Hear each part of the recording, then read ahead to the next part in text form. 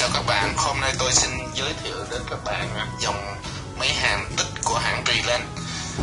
Sản phẩm này thì được nhập khẩu 100% từ nhà máy Reland chính hãng bên Trung Quốc các bạn nhé.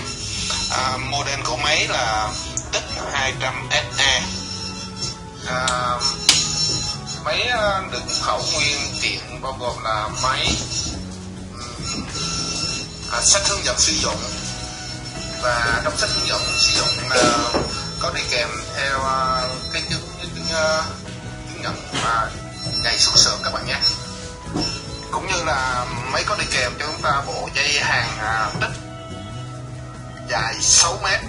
Ở trên bộ dây hàng này thì nhà máy cũng ghi cho chúng ta cái ngày xuất xưởng rõ ràng, rồi cái mã code của sản phẩm, kẹp mát dài 3 mét các bạn nhé.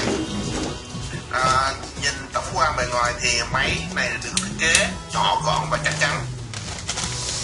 Mặt trước của máy thì bao gồm là công tắc tắt mở nguồn, công tắc chỉnh dòng.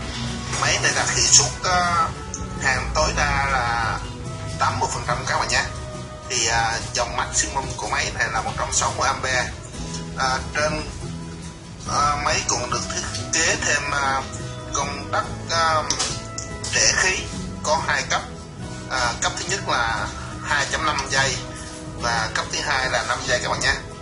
Rồi còn về phía nút nhắc cắm thì mặt trước thì là cái nhắc cắm cho bộ dây hàng chuyên hàn tích thôi các bạn nhé. Cái máy này thì được thiết kế là chỉ có một chức năng là chuyên hàn tích. Mặt sau đuôi của máy thì có cái đường khí vào, và dây cấp nguồn của máy thì nhà máy không có đi kèm theo đuôi cắm các bạn nhé. Tại vì là theo tiêu chuẩn thi công bây giờ là thường là đuôi dây cắm là cắm kích 3 chấu, gồm có cực dương, cực âm và một dây be để nối mát các bạn nhé. Vì vậy mà nhà máy của hãng Reland chúng ta là đưa về là máy